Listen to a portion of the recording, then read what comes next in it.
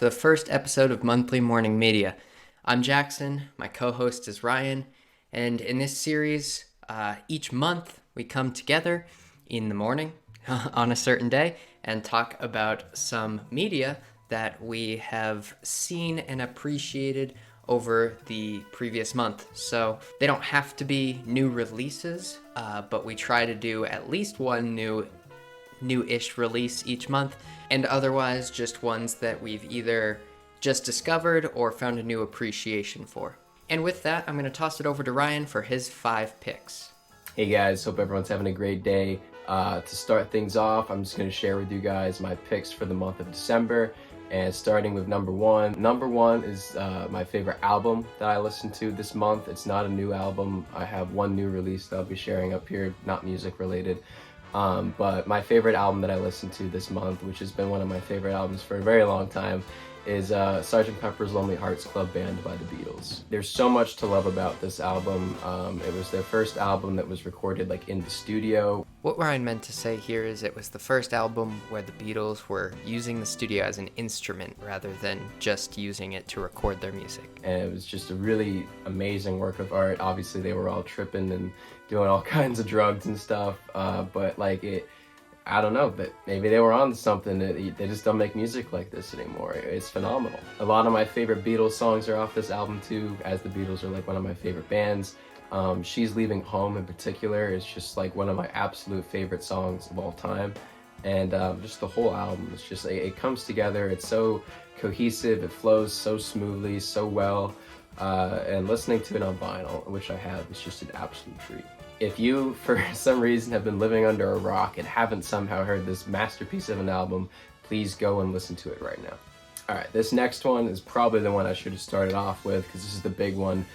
I'm going to talk about my favorite movie I saw, and this is the new release. So my favorite movie that came out in December that I saw, honestly, it's no surprise, but the new Spider-Man No Way Home movie is absolutely the best movie I saw in December. For those of you who don't know or follow my Instagram, I'm not big on the MCU anymore. I used to love them, and I've become very burnt on the formula. I don't want to keep up with the TV shows. I've lost interest. The superhero market is so oversaturated, and that being so, Spider-Man No Way Home was an absolute breath of fresh air. It reminded me why I loved superhero movies so much. And by the way, this is going to be a spoiler. I'm going to talk spoilers, so, you've been warned. This movie meant a lot to me, and the original Tobey Maguire trilogy in particular, directed by Sam Raimi, say what you want about the third one, I love all 3 of those movies. They raised me, essentially. A lot of my morals and ideals are reflected from that movie. I know this sounds corny, but I kind of feel Tobey Maguire's Peter Parker kind of taught me how I should live my life, especially his arc in that movie, or over those movies, that trilogy. It was just really, really something. So seeing him and Andrew Garfield pop up on screen, but particularly Tobey, when he comes through the portal in the kitchen, tears just flowing, streaming, ugly crying, the lip, the bottom lip quivering. It was rough, but it was a really, really special experience. I will never forget my theater experience there. I saw it with some friends and my girlfriend, and it was just an absolute treat. Tom Holland, I thought, was the best he's ever been. I'm not usually a Tom Holland guy, but his acting was really on another level here. In particular, when Aunt May died, I was oh jeez, come on, man, you gotta stop. It's you're really just driving it home, and it's killing me. But no, seriously. And then seeing Willem Dafoe, Alfred Molina, as these classic villains, Green Goblin and Doc Ock, and everyone else they brought back. Overall, I'm not gonna lie, it's not a perfect movie. There is one issue I have with the whole Doctor Strange being super impulsive and just making a spell for Peter, and basically messing with everyone's minds, which is a huge violation of personal privacy, and it's an issue that kind of stood out to me the more I thought about the film in hindsight. But overall, I absolutely loved the movie. Like I said, hands down my favorite film of the year so far. Favorite film of, well, maybe not my favorite film of the year. I think Dune is my favorite film of the year, but this was easily my favorite film of December.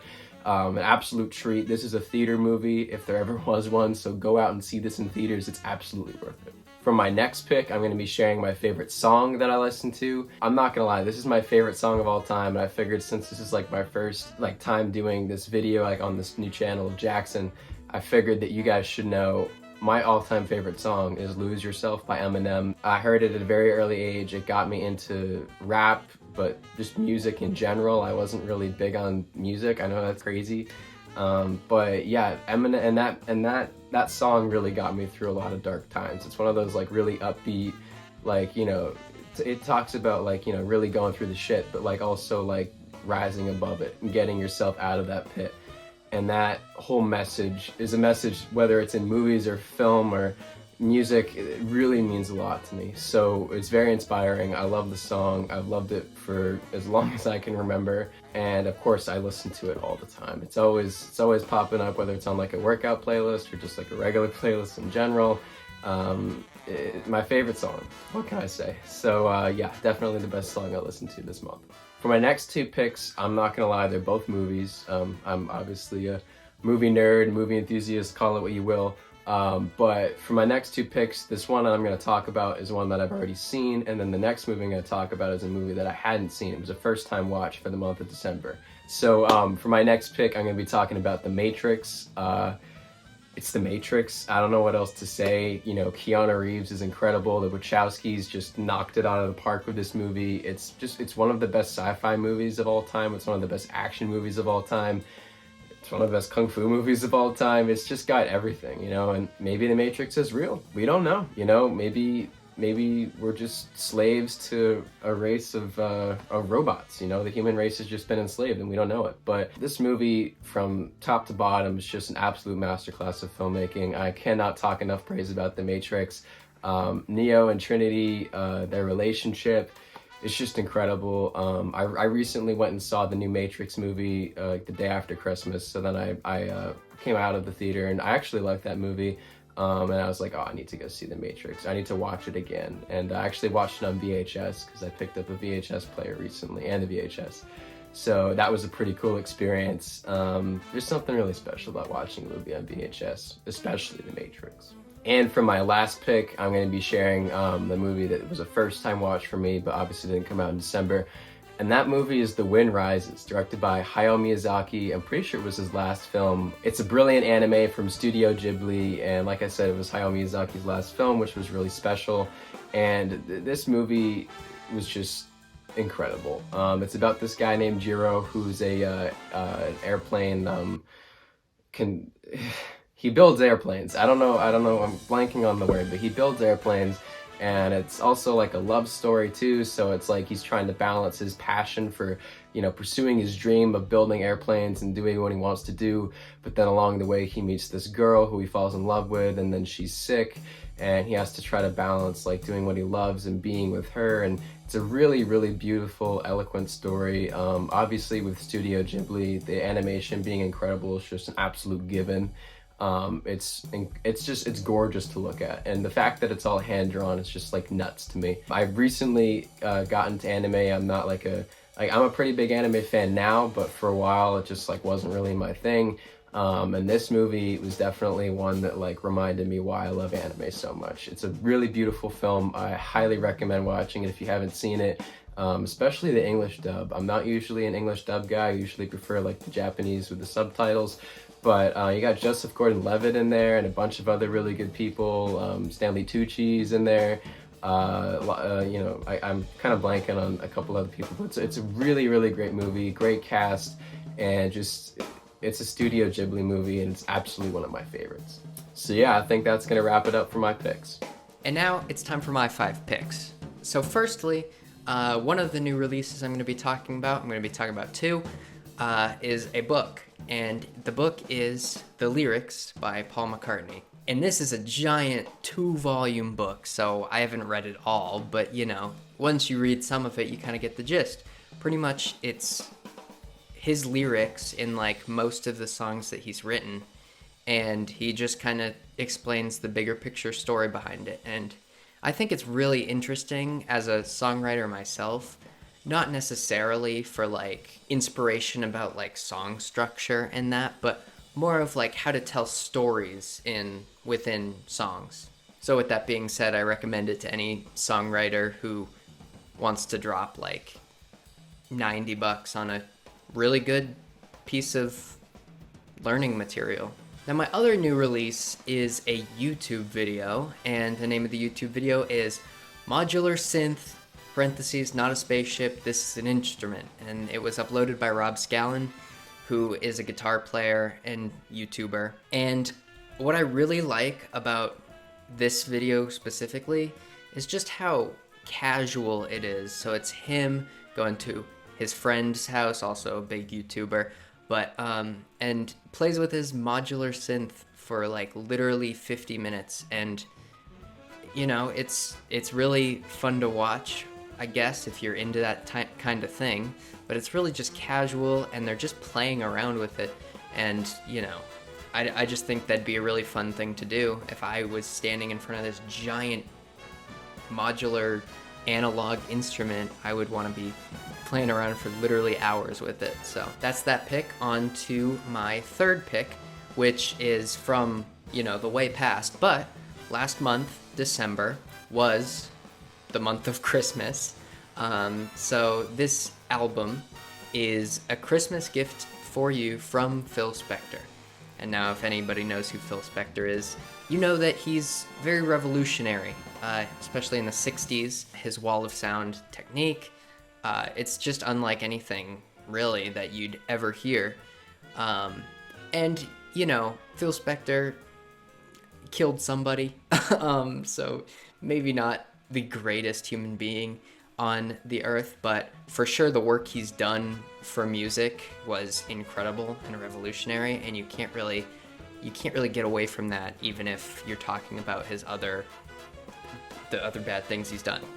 But yeah, this album pretty much just textbook 60s wall of sound music, and it's all Christmas songs, and I guarantee that you hear at least a couple of them from that album on the radio every year during Christmas time. Also, a little side note, in his last track where he just talks, I did not know he sounded like that. Hello, this is Phil Spector. So this album is something that I first discovered this month, besides like the songs that I already knew about. So yeah, hearing his voice for the first time was pretty interesting. But yeah, anyways, next one. And this one is another album. So this album is A Day at the Races by Queen. So seeing Ryan's list and how he picked Sgt. Pepper's Lonely Hearts Club Band, such a good album, great pick, Ryan. But I figured I would do something that's close to my heart, and the first band that helped me get into appreciating music more was definitely Queen.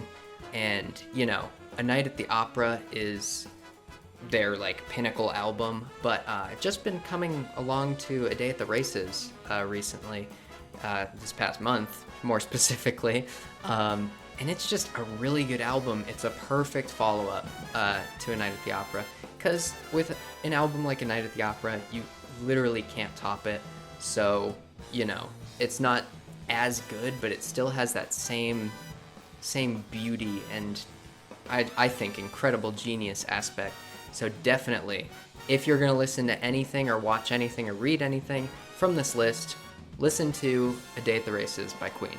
And for my last pick, as Ryan listed 3 movies in his list, I'm going to put 3 pieces of music in this list. Now this one is not an album, but just a song. It is called Dedicated to the One I Love by the Mamas and the Papas. I used to hate this group just because of their name and the fact that they were like a 60s singing group, but I've recently just been getting into like a 60s singing kick. Like, if you listen to the song, you'll know the exact style of music I mean, obviously, because you'd be listening to the style of music. Anyways, I just think it's a really good song. I've been nonstop listening to it. Last month, I don't really understand why. It's just, you get into these phases where you just listen to certain songs, and this is what I had chosen for like this month. With that, that is going to wrap up Monthly Morning Media. looking back at December 2021. So thank you for watching. Subscribe if you want to see more of this stuff every month, because we plan on doing them every month. And otherwise, we'll see you in the next video. Thank you.